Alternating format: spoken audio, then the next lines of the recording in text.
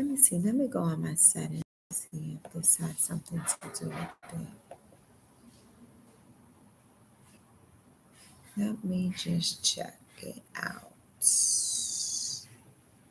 Where would I go for recording?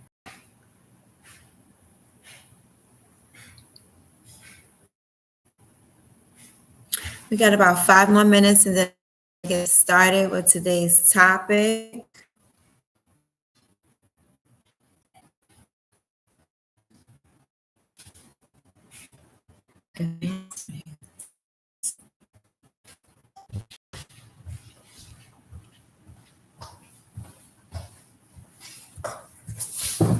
Oh.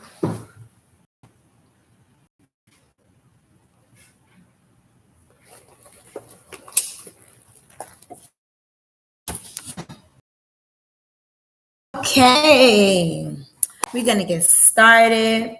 Welcome. I hope you guys had a wonderful weekend, a wonderful week. It's been a week since I haven't seen you guys, but I saw, I did my live on Saturday with my walk session. I need a name for that session. Someone needs to help me come up with a name for my little walk session that I do on Saturdays. So, this is your girl, Star Prescott, with Psychology Wellness Group and Hairgrass Hair Loss Solutions. And today we are going to talk about scalp, and how to combat it.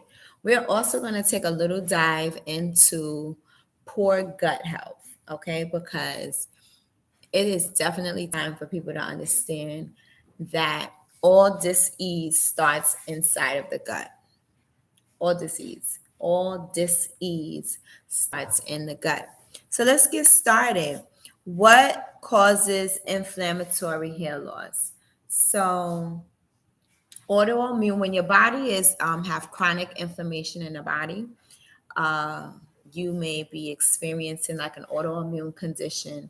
Telogen effluvium is also an inflammatory hair loss. You have alopecia areata, that's an autoimmune hair loss condition. CCCA is also it's not an autoimmune, but it's an inflammatory hair loss. And when you have dysfunctions of the body, so if you have inflammation in the body, if you have poor gut health, which is what we're going to talk about next, that will cause an inflammatory response or inflammatory trigger. If you have allergies, that can give you an inflammatory trigger as well. Constipation, acid reflux, diarrhea, all of these things lead up to the gut health, the microbiome in the gut health, the gut, which is what we're going to talk about next. But when you're dealing with inflammatory hair loss, you may be experiencing some sort of burning or itching or tenderness in the area from the occipital bone down. So the occipital bone is the little nugget that's in the back of your head. And if you look at your ear point and you go across your head, that would be like your occipital bone region. So if you experience lupus, if you have an autoimmune condition called lupus, you may experience alopecia areata.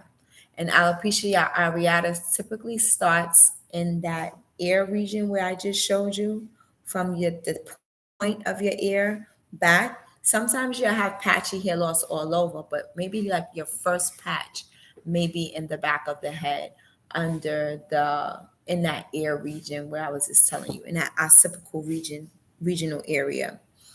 And it will you will experience thinning, shedding.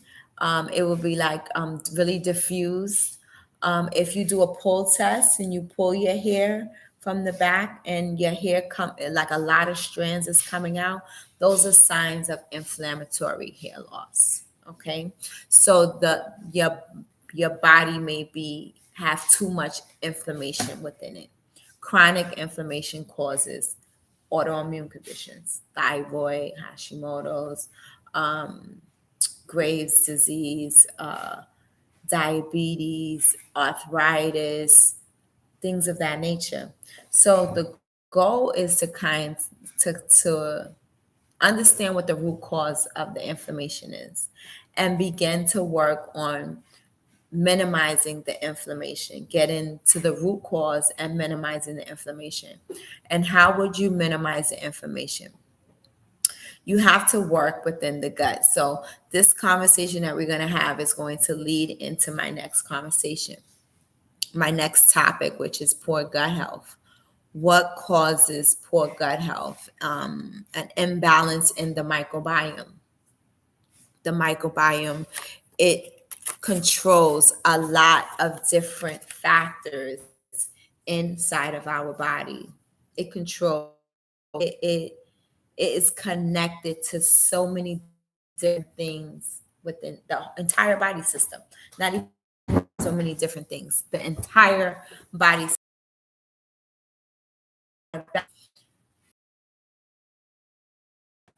through the immunological, oh, this word right here is just super long, right? So the immunomodulatory properties, pardon me, it produces cytokines, molecules, communicates with the entire body systems, the circulatory system, the respiratory system, the nervous system. So the microbiome is super, super important. I have my cue cards today because it's a lot of information and I want to talk to you guys about and help you guys understand that the digestive system is super important to, and it's super important to us, and we need to be more mindful on how digestion begins. So the digestive system, when you eat, the first thing, the digestion starts in your mouth. The mechanical breakdown of the foods on how well you're chewing your foods. Chewing your food is super important. It is it's like we have to chew it to almost like a puree before we swallow it. And there's a lot of times we chew too fast or we eat our food too fast and we don't really break down the food that we are putting in our mouth.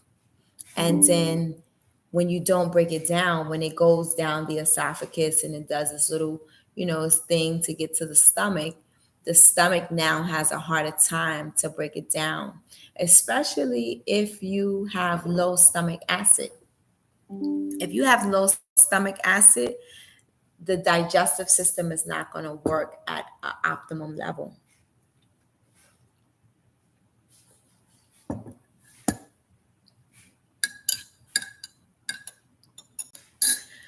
When you are highly stressed, dealing with anxiety, dealing with depression, your stomach acid, you will experience low stomach acid, and that will make your digestive system harder to work. It wouldn't work as much as it needs to, because the body feels like it's in fight.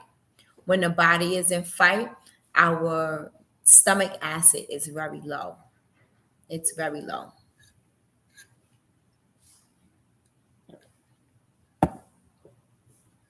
And if you're not able to digest your foods or the nutrients that you're putting in your body, that means that the nutrients that you are taking is not being absorbed inside of the body. It's not being absorbed properly inside of the body. And if it's not absorbing, that means it's not breaking through the cellular wall, getting into the mitochondria area where all the cellular activity happens. So the goal is for us to not only be able to digest the food, to put it in our stomach so that the stomach could break it down. But I always talk about vitamin D.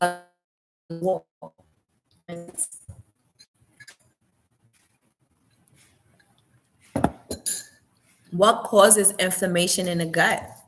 We got to talk about the standard American diet is what causes inflammation in the gut. Sugar, antibiotics, glyphosate. Glyphosate is an antibiotic. If you are a meat eater, a big meat eater, you're eating a lot of antibiotics, and antibiotics causes inflammation in the gut. Saturated fats, eating foods high in saturated fats, lifestyle practices, to like drinking alcohol, not getting enough rest, not getting enough exercise. These things like that causes the gut to become imbalanced. And when the gut is imbalanced, it causes dysbiosis, inflammation. Steroids causes gut inflammation. Asthma inhalers causes gut inflammation. And then the body. Why are you getting this headache? Why does your ankle ache? Or what if you didn't injure yourself? Brain access, the vagus nerve, which is the brain access. Um,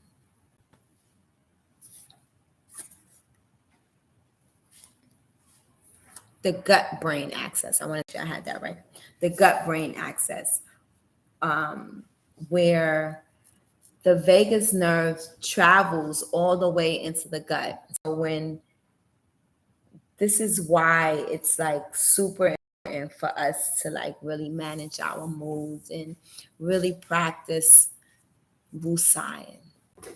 Because when your body is not in the right state, when your mind is not in the right state, your gut is not in the right state. When you're tensed up and you're angry, that's how your gut is. And then when your gut is like tight,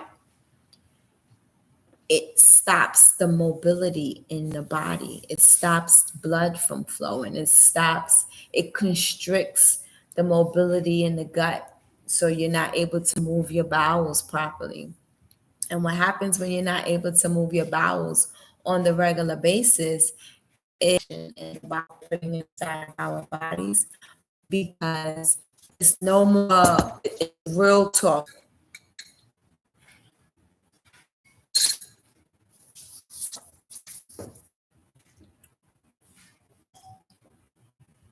We have to pay attention to our food intake.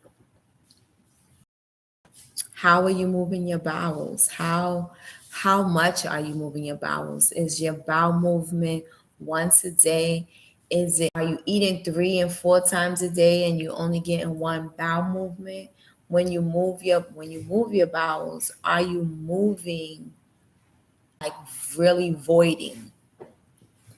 Or do you feel like you're voiding only 70% and 30% of it is being left behind?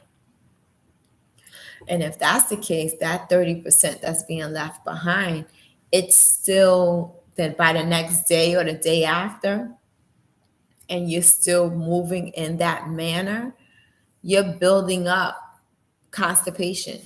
That's where you become constipated. Even if you have a bowel movement every day, but if you are not moving where you really feel like you have voided everything, you can be experiencing constipation. And constipation, you will be able to